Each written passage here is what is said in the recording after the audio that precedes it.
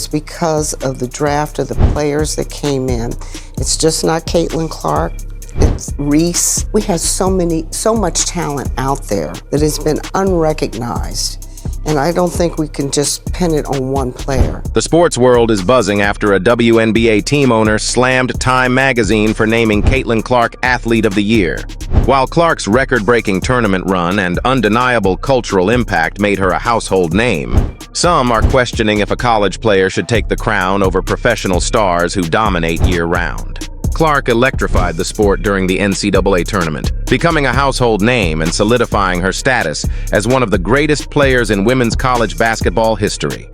To the one and only Caitlin Clark, who earlier today was named Time Magazine's Athlete of the Year. Clark had an historic year in both college and the WNBA, where she made an indelible impact across the sports landscape. Her performance was nothing short of legendary.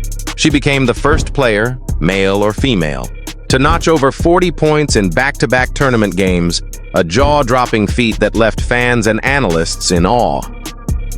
Beyond her scoring prowess, she displayed an uncanny ability to control the game, dishing out assists, pulling down rebounds. In women's sports, it's a big opportunity to be a part of this rising tide that we're all experiencing. Everybody in this company's all in. Everybody in this city's all in. Caitlin Clark's impact in 2023 transcended the basketball court, cementing her as a transformative figure in women's sports. As the undeniable face of women's college hoops, she elevated the game to unprecedented levels of visibility. The 2023 NCAA Women's Final between Iowa and LSU, where Clark's star power was on full display, shattered TV viewership records, drawing 9 million viewers, an audience size that surpassed some NBA playoff games. This wasn't just a victory for women's basketball. It was a cultural moment that highlighted growing interest in and respect for women's sports. Whether dazzling fans with her signature deep threes or igniting conversations about gender equity in athletics, Clark became a catalyst for change, proving that women's sports can command a spotlight just as bright as their male counterparts. Even if you weren't a fan of the game, it's impossible to overlook the way she reshaped the narrative around women's athletics in 2023. The buzz surrounding Caitlin Clark's historic year has also sparked debate, particularly after Time Magazine's Athlete of the Year selection stirred controversy. A prominent WNBA team owner voiced criticism, questioning whether Clark, a college athlete, should hold the title over professionals competing at the pinnacle of their sports. Critics argue that stars like A'ja Wilson and Breanna Stewart have stronger cases. Wilson led the Las Vegas Aces to a dominant WNBA championship run in 2023, capping it off with Finals MVP honors. Meanwhile, Stewart had a career-defining season with the New York Liberty, earning her second league MVP award and solidifying her status as one of the WNBA's all-time greats. Adding to the conversation is Megan Rapinoe, a global icon who retired in 2023 after a storied soccer career, leaving a lasting legacy in women's sports. The critics' main contention? Professional athletes, who compete against the best in the world and achieve at the highest levels, might better embody the spirit of Athlete of the Year. While Clark's achievements were extraordinary, the debate highlights the broader conversation about what defines athletic greatness and how the accomplishments of women's sports stars at all levels are recognized. The debate becomes even sharper when comparing the numbers behind the accolades. A'ja Wilson, a cornerstone of the Las Vegas Aces, averaged 22.8 points and 5 rebounds per game during the 2023 season, while guiding her team to a historic back-to-back WNBA championship, a feat few teams ever accomplish. Her consistency, leadership, and dominance in a league filled with the best players in the world underscore her professional greatness. On the other hand, Caitlin Clark's college stats, 27.8 points per game, along with an unforgettable tournament run to the national championship game, highlight her as one of the most electrifying talents in college sports. But here's the heart of the debate. Should achievements in the collegiate ranks, impressive as they may be, outweigh professional excellence at the highest level? For some, Clark's massive cultural impact and record-breaking performances justify the recognition. For others, Wilson's dominance in a fiercely competitive WNBA, where the stakes and skill level are unparalleled, sets a higher bar for consideration. Ultimately, the question isn't just about numbers, but about how we weigh influence, competition, and context when measuring greatness in sports. The debate over Caitlin Clark's recognition isn't just about stats or accolades. It also brings up deeper questions about media narratives and representation in sports. A WNBA team owner pointed out a troubling disparity.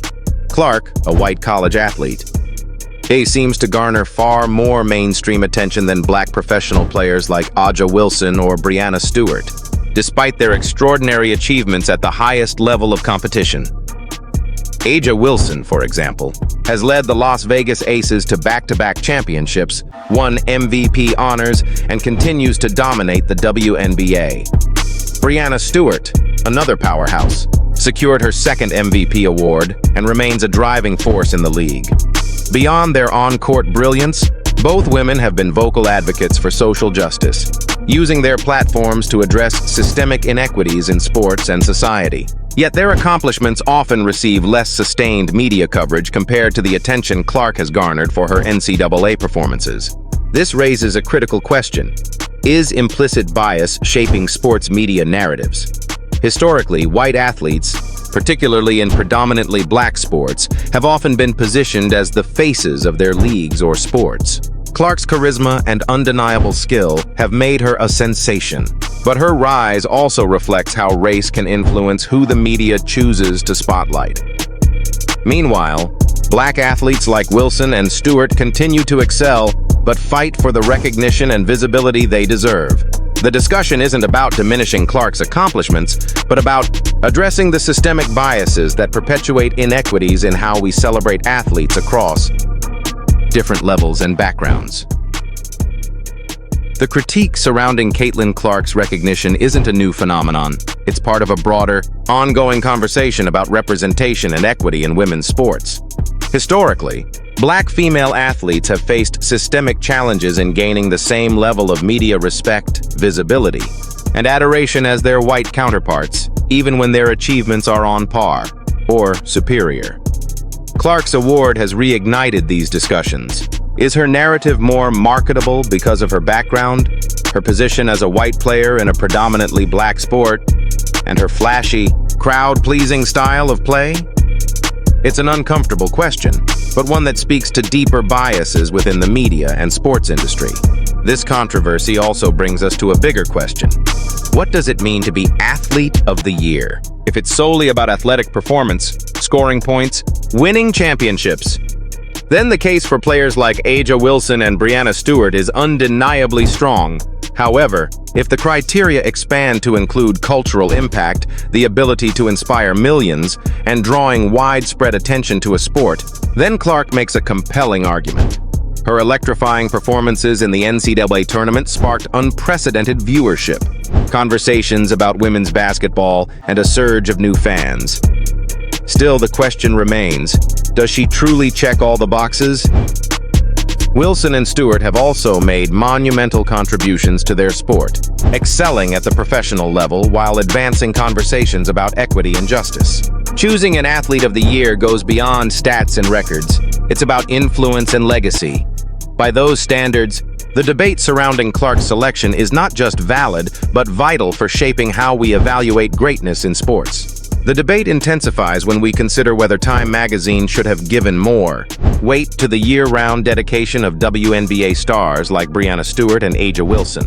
Cannot be overstated. On the other hand, critics argue that this selection underscores the ongoing struggle for women's professional sports to receive the recognition they deserve. Despite the tremendous efforts and dominance of WNBA stars like Aja Wilson and Breanna Stewart, the conversation often gravitates toward college athletes like Clark, leaving the hard work of professional athletes overlooked. These women not only compete at the highest level, but are also leading important social and economic battles that will shape the future of women's sports for generations to come. So where do you stand? Did Time magazine get it right by naming Caitlin Clark Athlete of the Year? Or should the honor have gone to a WNBA superstar, or perhaps even someone else entirely? Let us know your thoughts in the comments. Is this about raw stats, cultural impact, Or something deeper, like how women's sports are valued and recognized? We're curious to hear your take. Don't forget to like this video, share it with your friends, and subscribe for more in-depth sports debates. This has been Sports Spotlight, where we don't just report sports, we spark conversations. Thanks for watching, and we'll catch you next time.